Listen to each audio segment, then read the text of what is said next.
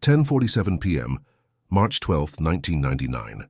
Houston's night air is thick, heavy with the scent of rain that never quite falls. Streetlights flicker in uneven patterns, casting long uncertain shadows across cracked sidewalks.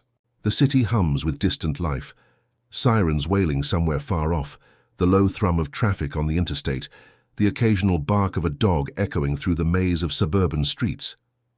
But here, on this quiet stretch of pavement, time seems to slow, every second stretching out, taut and trembling.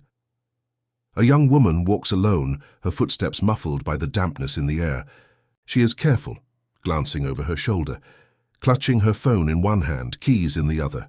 Her name is Emily Vasquez, 23 years old. She's just left her best friend's apartment, a place she's visited 100 times before.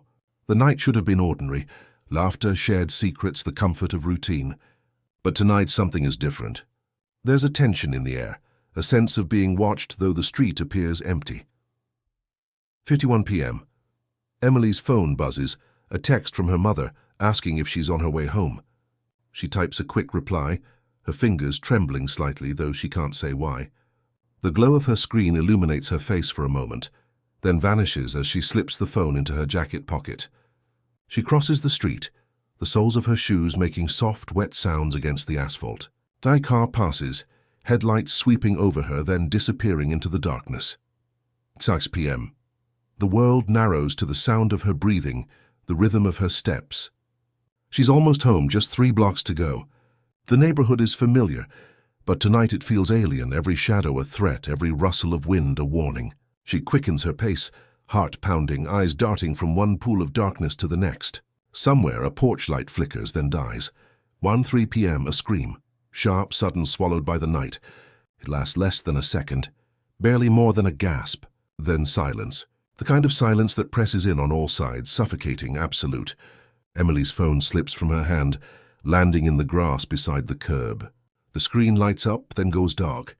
Somewhere nearby, a dog begins to bark, frantic and insistent, but no one comes outside. No one sees what happens next. Minutes pass. The street remains empty. The only evidence of Emily's presence, a single abandoned phone. Its screen cracked, still ringing with unanswered calls. The city moves on, oblivious.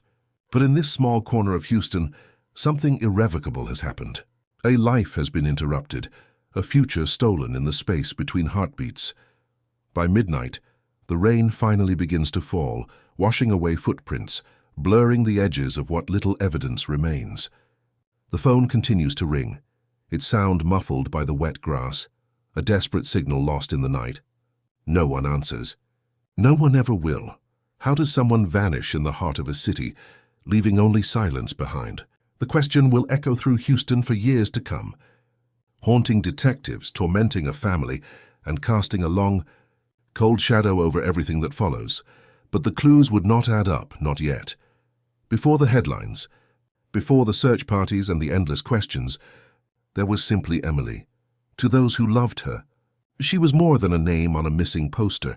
She was laughter at the dinner table, the warmth of a hug after a long day, the quiet strength that held her family together. Her world was a tapestry of small joys and quiet ambitions, woven into the fabric of a Houston neighborhood that pulsed with life and memory. Emily Vasquez was born on a humid July morning, the first child of Rosa and Miguel. Her mother would later recall the way Emily's tiny hand wrapped around her finger, the promise of a future, yet unwritten. Childhood photos show a girl with wide, searching eyes and a mischievous smile, hair always a little wild, knees perpetually scraped from backyard adventures. She was the kind of child who made friends easily, who stood up for others, who believed in the goodness of people. As she grew, so did her dreams. Emily wanted to be a nurse, inspired by the women in her family who had cared for neighbors and strangers alike. She worked part-time at a local diner, saving every dollar for college. Her days were filled with the ordinary rhythms of young adulthood, late-night study sessions, whispered phone calls, the thrill of first love, the ache of heartbreak. She was fiercely loyal, quick to forgive, and slow to judge. The Vasquez home was always open, a place where the scent of simmering spices drifted through open windows and laughter spilled out onto the porch. Emily's younger brother Daniel idolized her.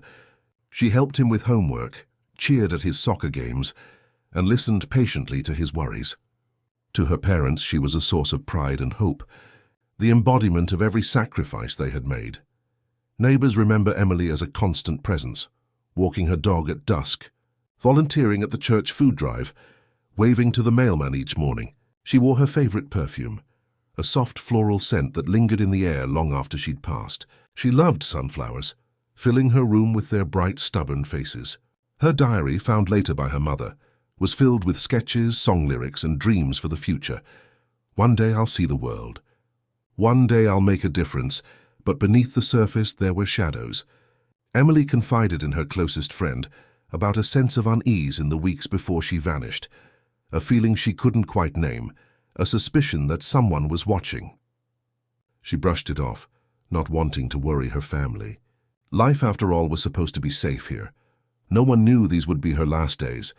The ordinary moments, her laughter echoing down the hallway, the way she lingered at the table after dinner, the soft click of her bedroom door closing at night, would become precious memories, replayed endlessly by those left behind. The neighborhood, once vibrant and familiar, would soon be marked by absence, every corner haunted by the question of what might have been. Emily's story is not just one of loss, but of a life interrupted, a future stolen in a moment, leaving only echoes in the hearts of those who loved her. The world would soon come to know her name, but for her family the pain was intimate, raw, and unending. And as the city slept, unaware of the tragedy unfolding, the clock ticked forward. The night was not yet done revealing its secrets.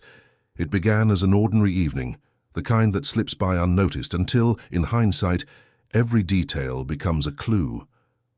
The timeline of Emily Vasquez's disappearance would be reconstructed piece by piece, each moment scrutinized, each second weighed for meaning. But on that night, the hours passed with deceptive normalcy, the world unaware of the darkness gathering at its edges. 12 p.m. Emily arrives at her best friend's apartment, a modest brick building just a few blocks from her own home.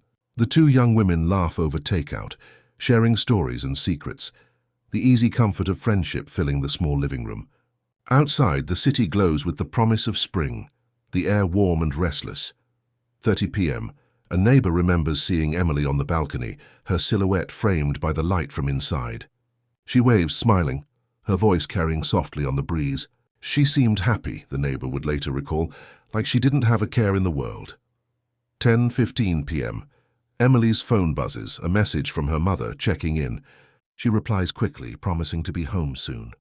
The text is brief but reassuring. Rosa Vasquez, her mother, feels a familiar sense of relief. Emily is always responsible, always careful. And 47 p.m. Security footage from a nearby convenience store captures Emily walking past, her figure illuminated for a fleeting moment by the harsh fluorescent lights. She glances at her reflection in the window, tucks a strand of hair behind her ear, and continues on. The timestamp is burned into the investigation. 10:47 p.m., March 12, 1999, 10:53 p.m. A passing car slows as it approaches the intersection where Emily is last seen. The driver, a local delivery man, notices her crossing the street, head down, moving quickly. He thinks nothing of it at the time. Later, he will replay the moment over and over, searching for something he missed. 11:00 p.m. Emily is just 3 blocks from home. She sends a final text to her friend. Almost there. Talk tomorrow? The message is never answered. 1:03 p.m. The timeline fractures. No more texts. No more sightings.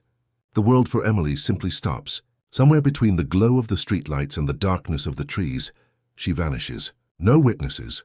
No sound but the distant rumble of thunder and the soft patter of rain beginning to fall. 10 p.m. A neighbor's dog begins to bark, agitated and insistent. The owner peers out the window, sees nothing but empty street. The barking continues, then fades. 17 p.m. Emily's phone, lying in the grass, begins to ring. Her mother, growing anxious, tries to call. The call goes unanswered. The screen lights up, then dims, the device slowly succumbing to the damp night air. By midnight, the search for Emily has not yet begun. Her family believes she is simply late, perhaps caught up in conversation, perhaps delayed by the weather. But the minutes tick by. each one a silent alarm, each one a step further from safety. In the days to come, investigators will pore over this timeline, searching for the moment when everything changed. They will examine phone records, interview witnesses, and replay security footage until the images blur. But the truth remains maddeningly out of reach, and then at 11:03 p.m. she was gone. No trace, no sound. Only the echo of footsteps swallowed by the night, and a city left to wonder how a young woman could disappear without a trace, in the space of a single heartbeat. But the first hours of the search would bring only chaos and more questions than answers. The first 48 hours after a disappearance are a crucible, a blur of panic, hope, and confusion, where every second feels like it might tip the scales between rescue and tragedy. For the Vasquez family, the night stretched into morning with a growing sense of dread. Emily was not the kind of daughter to stay out late without calling. By sunrise, worry had curdled into fear. Twam. Rosa Vasquez stands at the kitchen window, watching the street for any sign of her daughter. The phone sits silent on the counter, each minute of quiet a fresh wound. Miguel, Emily's father, drives the neighborhood in slow, desperate circles, searching for any trace, a familiar figure, a flash of her jacket, anything. The city is waking up, but for the Vasquez family, time has stopped. 3 a.m. the call to police is made. The dispatcher's voice is calm, methodical, but Rosa's words tumble out in a rush. "My daughter didn't come home. She's never done this before. Please, you have to help." Within the hour, a patrol car arrives, blue lights flashing in the pale morning. Officers take down details, ask about Emily's habits, her friends, her state of mind. The questions feel endless, the answers inadequate. a.m. The search begins in earnest. Officers fan out across the neighborhood, knocking on doors, showing Emily's photo to anyone who will look. The air is thick with tension, the scent of wet grass and exhaust fumes mingling in the early light. A search party forms, family, friends, neighbors moving through backyards, alleys, and empty lots. Every shadow is a possible hiding place, every discarded object a potential clue. 12 a.m. A single earring is found near the curb where Emily's phone was discovered. It glints in the sunlight, delicate and out of place. Forensic technicians arrive, marking the spot with a small yellow flag. Nearby tire tracks are visible in the soft mud, leading away from the scene. The tracks are photographed, measured, and cast in plaster. The evidence is thin, but it is something, a thread to follow in the darkness.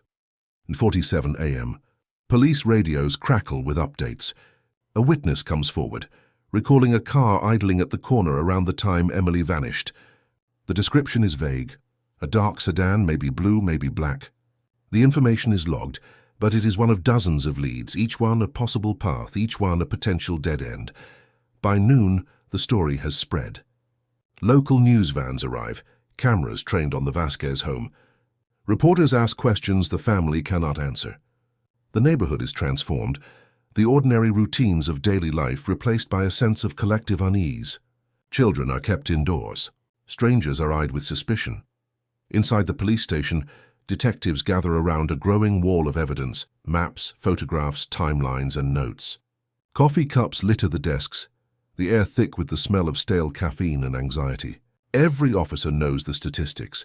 The longer a person is missing, the slimmer the chances of finding them alive. But no one is ready to give up. Not yet. Every minute mattered.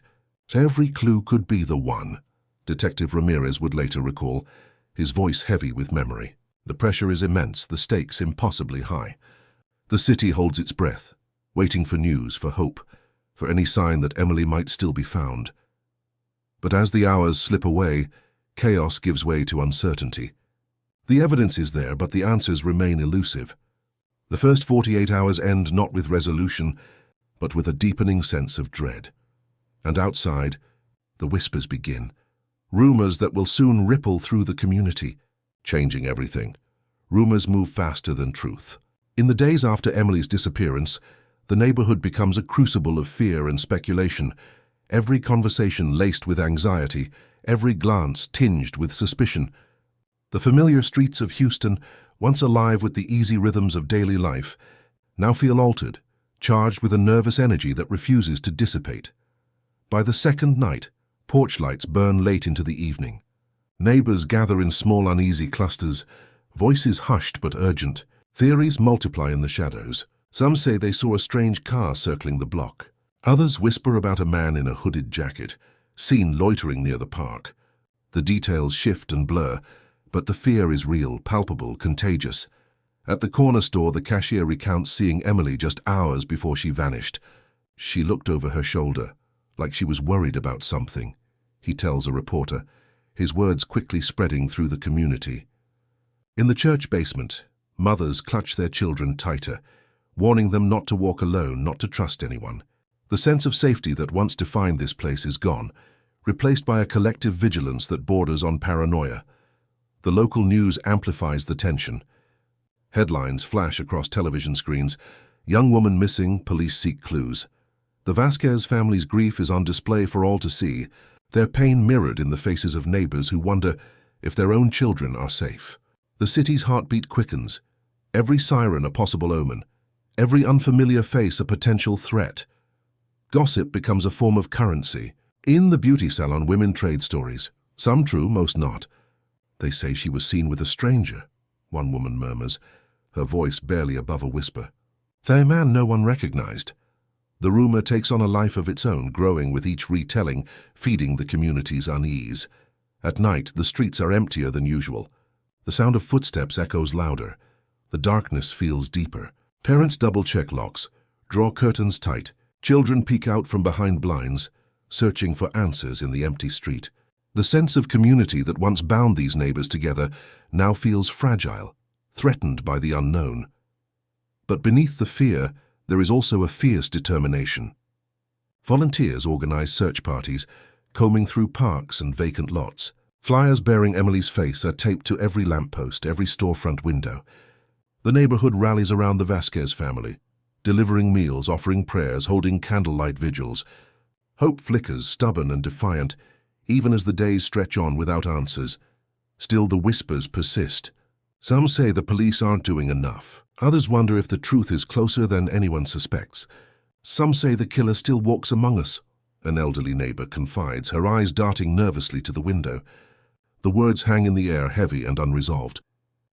In the absence of certainty, suspicion becomes a way to fill the void. Every neighbor is a potential witness or a potential suspect. The lines between fact and fiction blur, and the community's collective imagination runs wild. The city is restless, haunted by the question of what happened to Emily Vasquez. The search for answers has only just begun, but already the cost is mounting. A neighborhood transformed, trust eroded, innocence lost. And as the rumors swirl, the investigation takes on a new urgency. For the detectives assigned to the case, the pressure is mounting. The need for answers is no longer just professional. It's personal. The obsession is about to begin.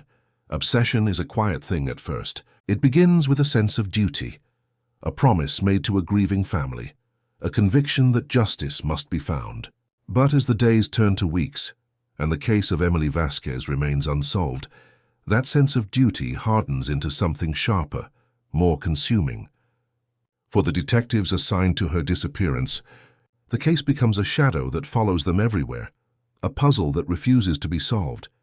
A ghost that will not rest. Detective Luis Ramirez is the first to feel its weight. He is seasoned, methodical, known for his calm under pressure. But Emily's case is different. The evidence is thin, the leads are fleeting, and the community's fear is growing louder by the day. Ramirez finds himself returning to the scene night after night, retracing Emily's last steps, searching for something, anything that might have been missed. The street where she vanished becomes a second home, its every crack and shadow etched into his memory. Inside the precinct, the investigation takes on a life of its own. The walls of the detective's office are soon covered in maps, photographs, and timelines. Red string connects locations, names, and dates, a web of possibility and frustration. Coffee stains bloom across case files, the air thick with the smell of exhaustion and determination. Ramirez's notebook fills with scribbled observations, half-formed theories, and questions that seem to multiply with every passing day. He is not alone in his obsession.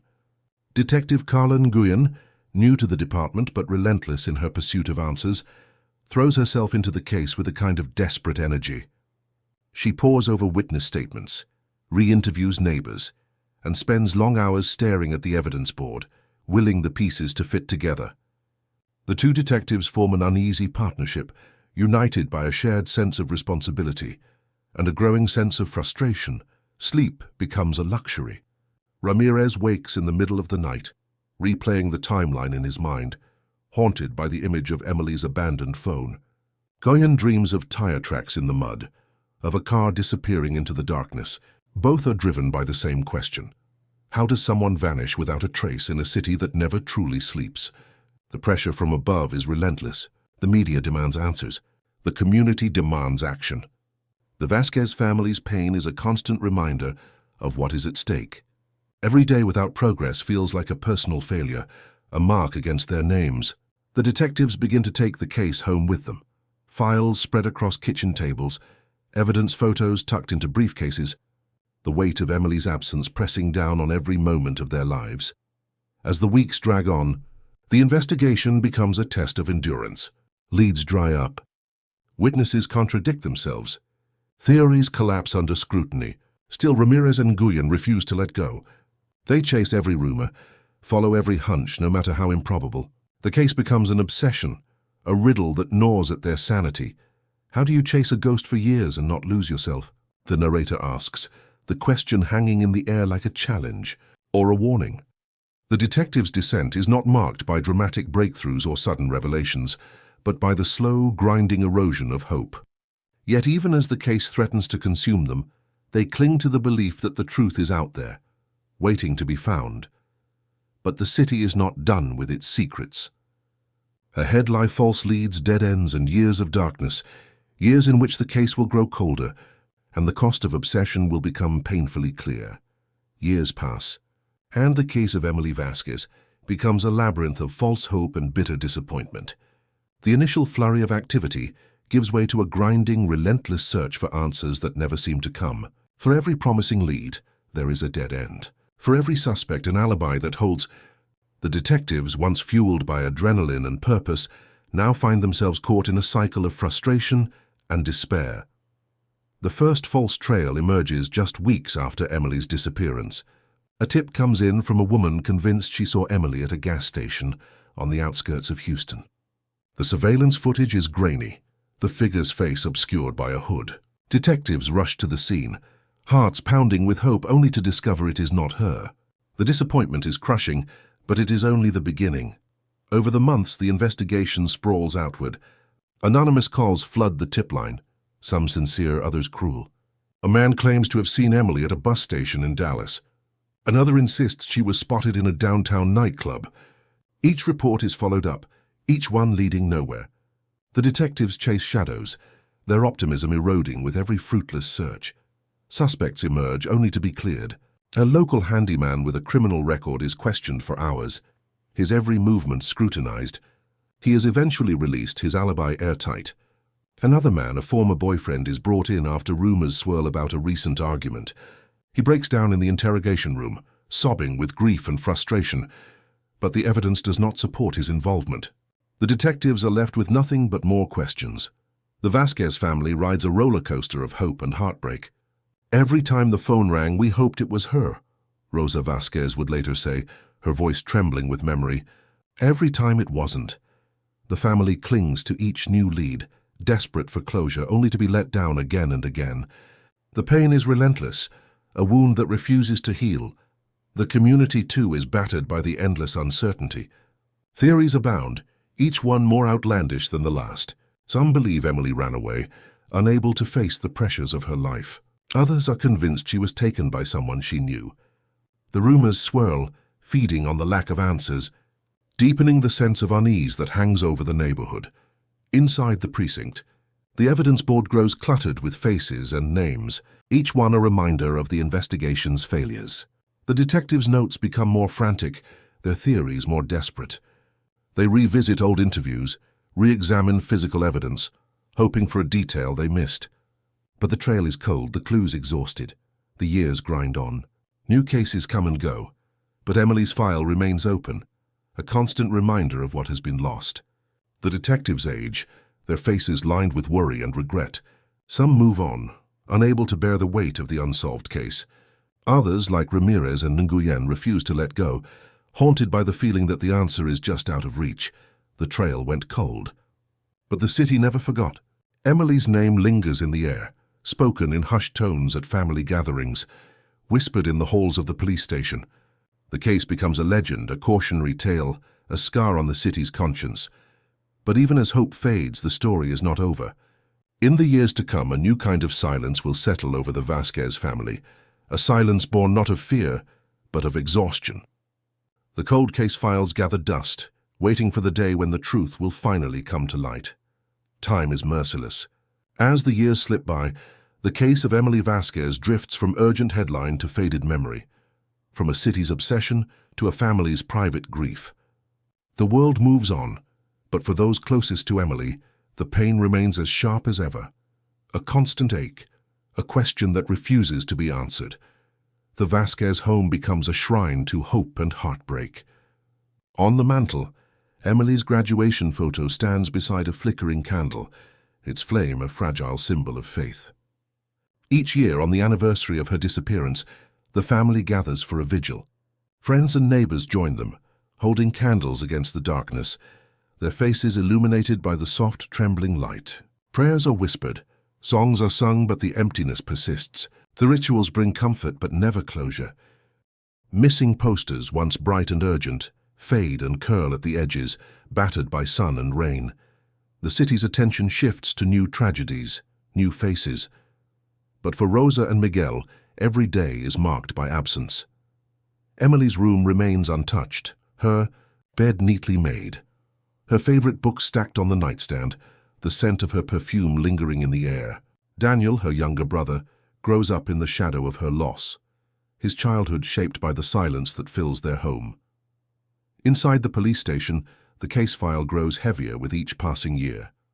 New detectives inherit the burden, flipping through pages yellowed with age, reading notes scrawled in the margins by those who came before. The evidence is boxed and stored, the photographs filed away. The wall of faces and maps is dismantled, replaced by newer cases, fresher tragedies. But Emily's name is never erased. Her file remains open, a silent accusation, a reminder of unfinished business. For Detective Ramirez, the case becomes a private torment. He visits the Vasquez family on holidays, unable to offer anything but his presence. He sits with Rosa in the quiet of her kitchen, listening as she recounts the same memories, the same hopes. "We just wanted to bring her home," she tells him, her voice breaking. The words hang in the air heavy with longing. The years are marked by small, bitter milestones. Daniel's graduation, celebrated with a smile that never quite reaches his eyes. Rosa's birthday spent in quiet reflection. The holidays, each one a reminder of the empty chair at the table. The family learns to live with the ache, to carry it with them like a scar. The city, too, bears the mark of Emily's absence. The neighborhood is quieter, more cautious. Parents walk their children to school, eyes scanning the street for danger. The story of Emily Vasquez becomes a warning, a lesson whispered to the next generation. Be careful, stay close, trust no one. But beneath the numbness, a stubborn hope endures.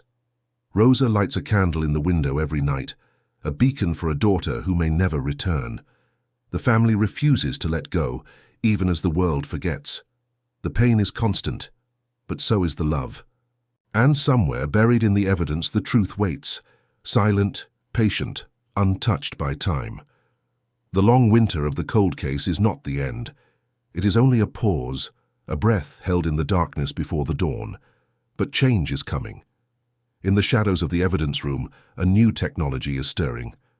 The past is about to awaken, and with it the hope that justice may finally be within reach. Hope, when it returns, comes quietly.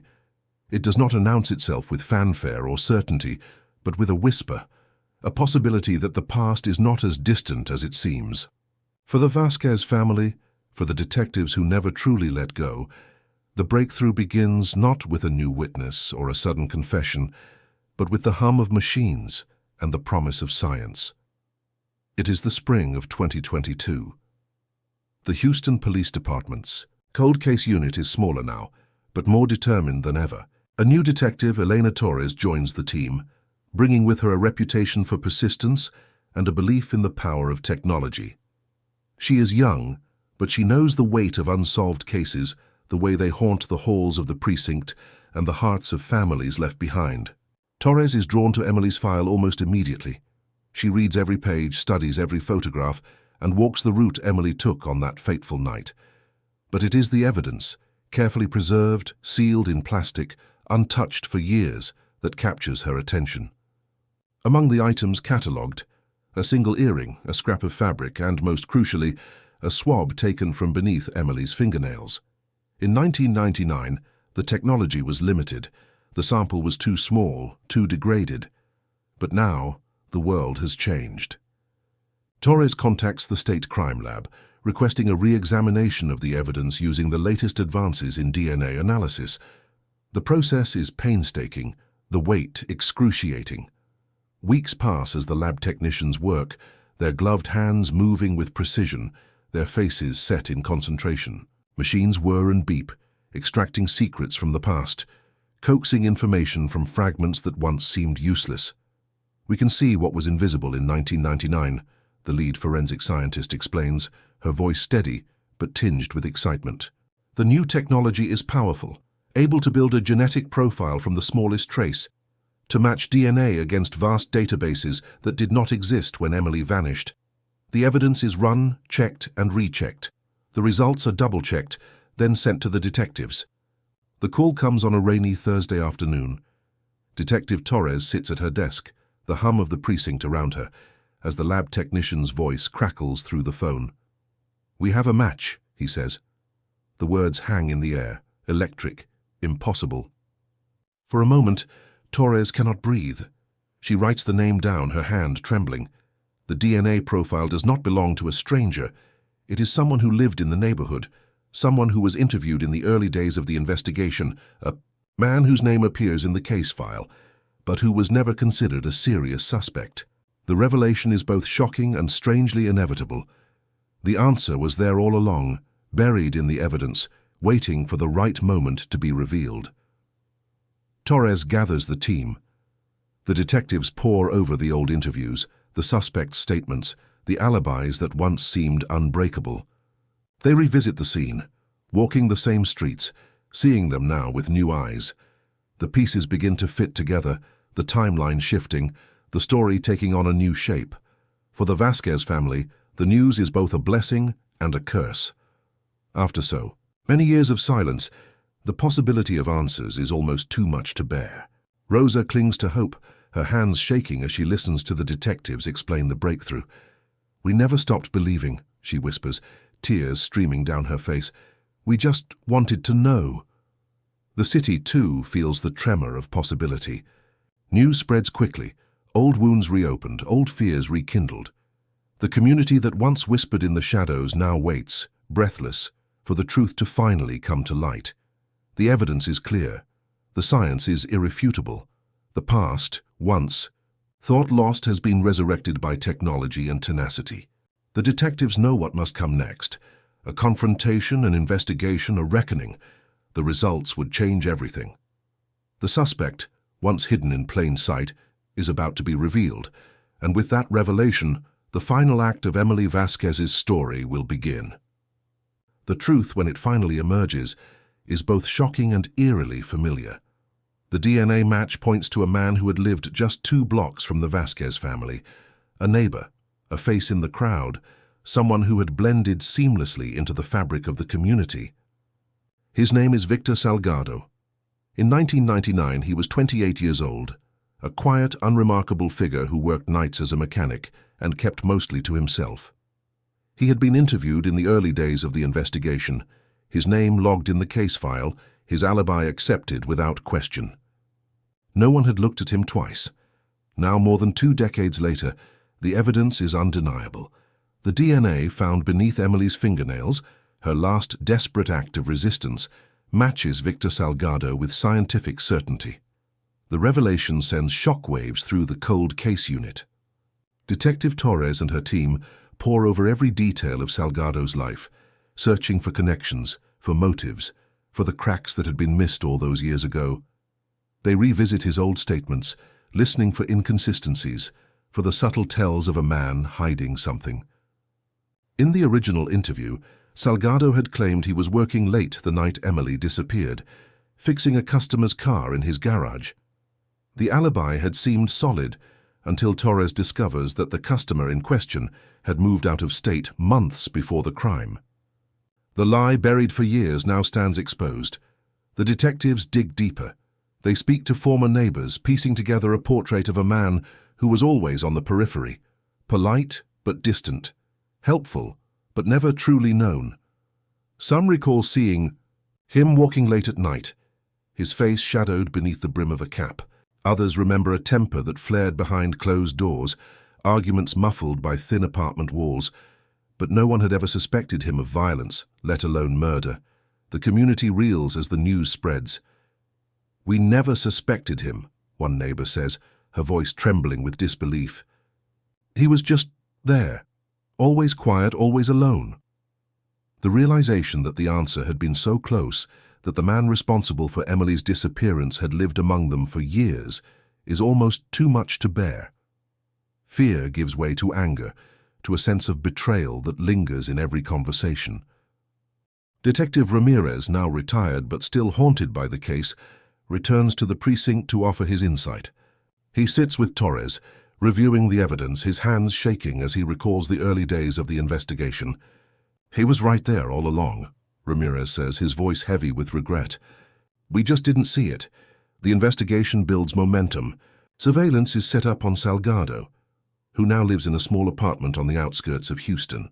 The detectives watch as he goes about his daily routines, grocery shopping, working odd jobs, moving through life with the same quiet anonymity that once shielded him from suspicion. But beneath the surface, the pressure is mounting. The walls are closing in. Inside the cold case unit, the mood is tense, electric. The detectives know they have one chance to get it right. They gather the evidence, DNA results, the false alibi, witness statements, and prepare for the confrontation. The weight of 23 years presses down on them, the need for justice sharper than ever.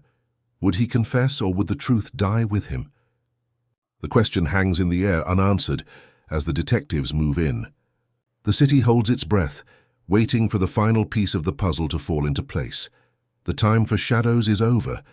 The reckoning is at hand. And as the detectives close in on Victor Salgado, the story of Emily Vasquez edges toward its long-awaited resolution. But the confrontation will not bring simple closure. The next hours will test the limits of justice and the strength of those who have waited so long for the truth. The moment of reckoning arrives on a gray morning, the sky heavy with the threat of rain. Detectives Torres and Nguyen, joined by a team of officers, approach Victor Salgado's apartment with a sense of grim purpose. The years of waiting, the endless nights spent chasing shadows have all led to this. The hallway is silent as they knock on the door, the sound echoing down the narrow corridor. Inside, Salgado answers, his face unreadable, his eyes betraying nothing.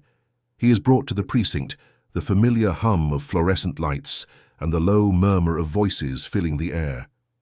In the interrogation room, the walls seem to close in, the space charged with tension. Salgado sits across from Torres and Nguyen, his hands folded, his gaze fixed on the table. The detectives lay out the evidence, each piece methodically, relentlessly. The DNA match, the false alibi, the timeline that no longer fits. At first, Salgado denies everything. His voice is flat, his answers rehearsed. But the weight of the evidence is crushing, undeniable. Torres leans forward, her voice steady but edged with emotion. "Emily fought back," she says quietly. "We found your DNA under her nails. She tried to stop you." The words hang in the air, heavy and inescapable. Minutes pass in silence. Salgado's composure begins to crack. His hands tremble. He looks up, meeting Torres's eyes for the first time. There is a flicker of something. Fear, regret, or perhaps just exhaustion. The room feels smaller, the air thicker. Finally, in a voice barely above a whisper, he begins to speak.